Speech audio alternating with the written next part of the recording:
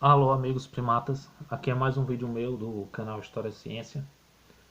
Faz um tempo que eu não gravei vídeos por questões de problemas pessoais, que eu não vou comentar aqui agora, mas gostaria de fazer esse vídeo dando novamente uma pausa na série dos Pensadores da História, mas continuarei, não se preocupem. E agora, período de férias, eu vou ter mais tempo assim para gravar os meus vídeos. Mas eu gostaria de chamar um assunto nesse vídeo, perdão, que me chama muita atenção e me entristece como as pessoas, algumas por desconhecimento, né, pela ignorância, outros por maldade mesmo, têm deturpado pensamentos de pensadores, filósofos importantes. Uma das principais vítimas nos dias atuais e em outros tempos também é o próprio filósofo Karl Marx, além de outros, como o próprio amigo dele, Friedrich Engels, Pierre Proudhon, Mikhail Bakunin, dentre outros, mas principalmente Karl Marx. Muita gente tem criticado de forma errada, e o que me entristece é quando isso vem a crítica de acadêmicos, pessoas da área de história, de filosofia, antropologia, sociologia, economia, enfim, várias dessas áreas, que parece que esqueceu o que estudou, entendeu? E fazem uma crítica assim, não uma crítica acadêmica, uma crítica inteligente, mas é uma crítica pessoal, que particularmente não é o correto para quem se julga um cientista, quem se julga um pensador, seja das ciências humanas ou exatas, biológicas, enfim. Muita gente tem criticado na questão do marxismo, colocar que o marxismo apenas seria uma ferramenta de doutrinação e que não estaria fazendo o uso correto da análise econômica. Eu não li todos os livros de Marx, pelo menos não ainda, mas eu li alguns, como o Manifesto Comunista, que é escrito por Karl Marx e Friedrich Engels. Li também sobre salário, preço e lucro, e também manuscritos econômicos e filosóficos. Manuscritos econômicos e filosóficos e salário, preço e lucro foram uns dos livros que eu mais gostei, além do próprio Capital, porque você não precisa ser comunista, você não precisa ser adepto do marxismo, mas você tem que entender e concordar que a leitura que ele fez do sistema econômico, principalmente na época dele, do século XIX, foi muito boa. Acho que é a melhor. Adam Smith é um grande economista, realmente, de fato, e muita gente fala bobagem sem ter lido as obras de Adam Smith, como A Riqueza das Nações, que é a principal. Mas lembrem que é, quando Marx vai explicar nesses livros que eu citei, no Capital, dentre outras obras suas, como funciona o sistema econômico da exploração do patrão em relação ao empregado. Tipo, você é o patrão, você trabalha, você emprega, melhor dizendo, desculpa, 10 pessoas para lhe gerarem uma riqueza. Vamos supor, 10 pessoas, você precisa dessas 10 pessoas, elas lhe deem, pela força de trabalho dela, um valor de 10 reais. Então, isso vamos supor que você trabalharia 10 horas para pagar essa pessoa. Vamos colocar aqui 10 horas semanais.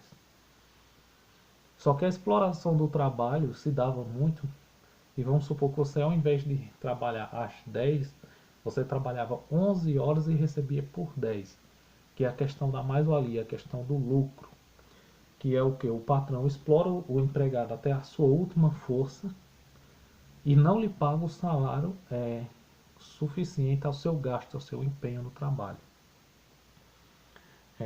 Isso no mundo todo.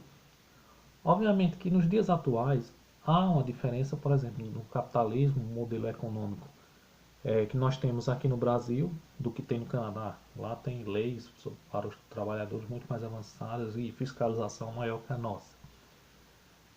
Que é diferente dos Estados Unidos, que é diferente da Suíça e dentre outros países, que é diferente da Argélia, que é diferente da Argentina e por aí vai. Como pensador, como cientista social, eu acho que o erro de Karl Marx foi quando ele vai tentar falar sobre a questão da união dos trabalhadores contra o processo fabril. O erro dele foi não investigar as diferentes relações de poder, porque você pegar esse exemplo que eu citei da exploração do trabalho, você pegar 10 pessoas para trabalhar as 10 horas, mas para você ter um lucro a mais, elas trabalham na verdade 11 e só recebem 10. Vamos supor que isso seja uma coisa uniforme na Inglaterra e na França, por exemplo. Porém, a relação de poder, a questão da hierarquia social e econômica, não se dá da mesma forma, a questão também cultural na Inglaterra e na França, que também são diferentes da que tem aqui no Brasil. Então, esse foi o erro de Marx. E pregar o fim, que no final o comunismo venceria, estaria tudo organizadozinho, que seria mais para o campo da teologia isso aí, né? Não do campo da ciência. Isso foi uma falha grande dele, além dessa outra que eu citei, da questão das relações de poder, as diferenças. Pierre Bourdieu, que é agora dos anos 2000, né, mas também trabalhou muito na década de 1980, fez um trabalho sobre a questão do trabalhador, tanto o trabalhador fabril como o trabalhador do campo.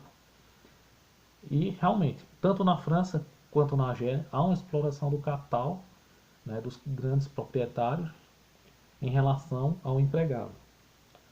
Mas ele mesmo cita a diferença dessa forma de dominação que existe na Argélia para que existe na França.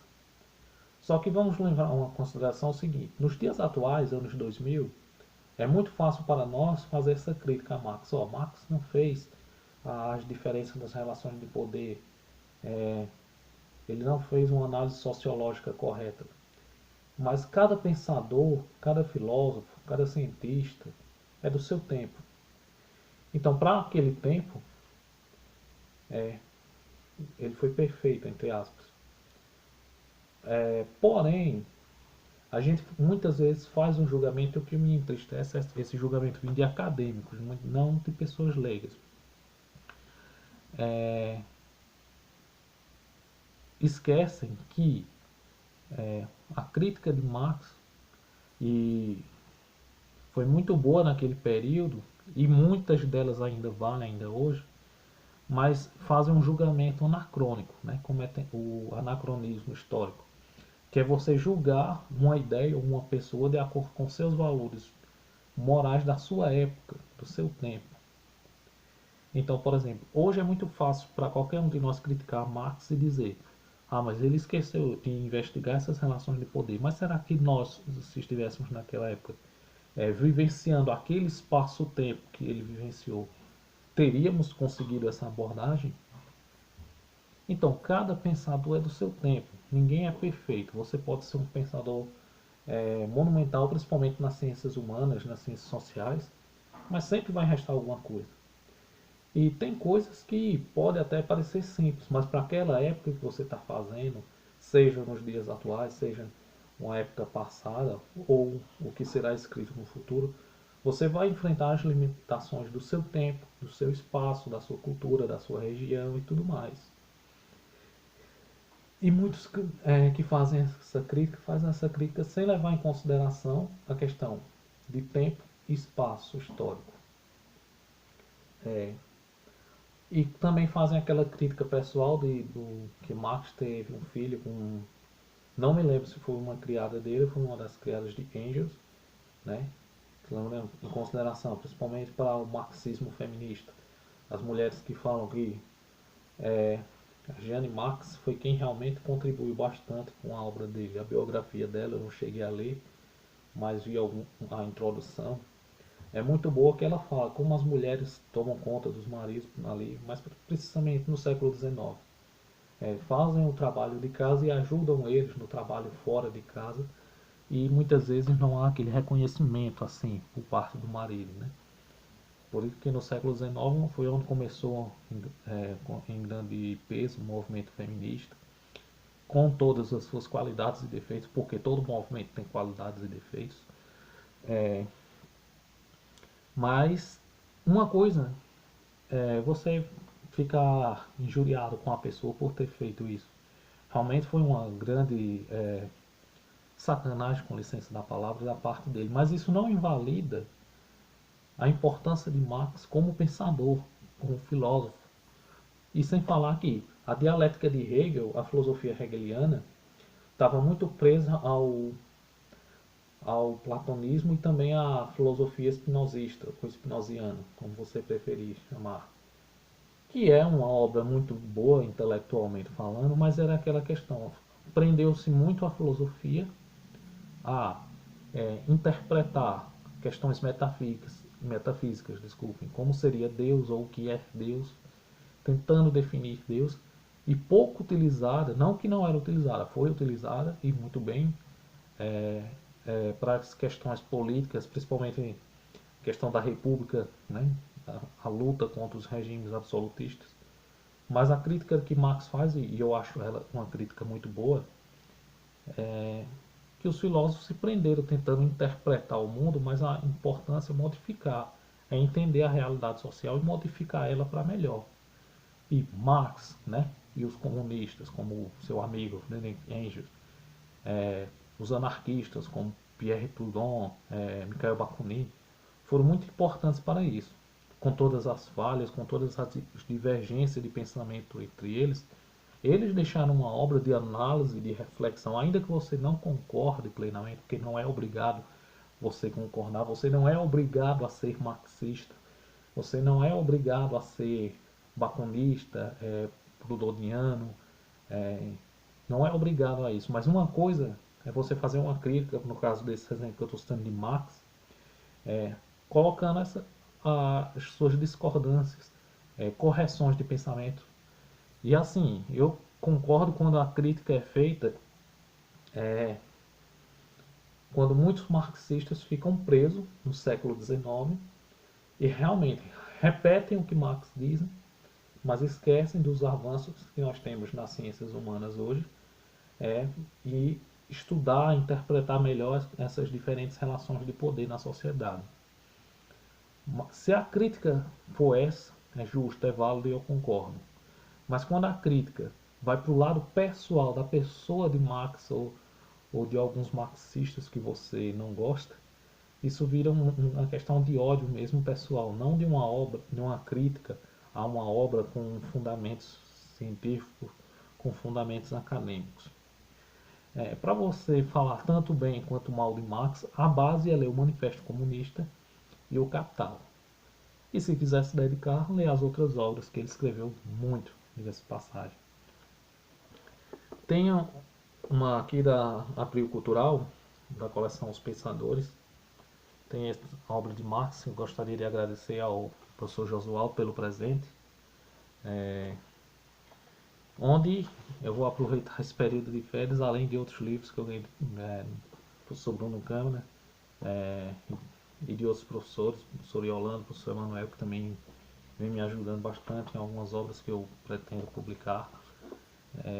Então, antes de criticar, é bom primeiro conhecer a obra dele, fazer uma pesquisa e fazer um julgamento. Mesmo você, como eu disse, você não precisa ser um anarquista, um comunista ou um marxista para poder realmente querer uma melhora da sociedade. Mas se você quer fazer uma crítica da obra de Marx, faça, levando em consideração a diferença do espaço-tempo que você está vivenciando para o que ele vivenciou, e coloque realmente algo diferente, algo novo que possa ser melhor. E não simplesmente destilar ódio por questões religiosas ou políticas à obra dele, ou a má interpretação que muitos fazem do pensamento dele, como fazem de outros pensadores também.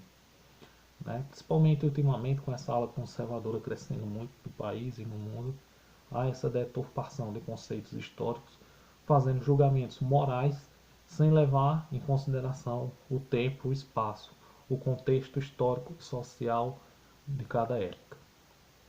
Bem, era só isso. Por hoje eu acho que eu me estendi um pouco. Peço a vocês que curtam minha página no Facebook. Eu tenho um novo endereço no Instagram, tá com o meu nome, Ricardo Nunes de Souza. Vocês podem me seguir lá. A página no Facebook, História Ciência, e se inscrever aqui no canal, compartilhar pelas redes sociais. E logo logo teremos mais vídeos. Muito obrigado a todos. Obrigado.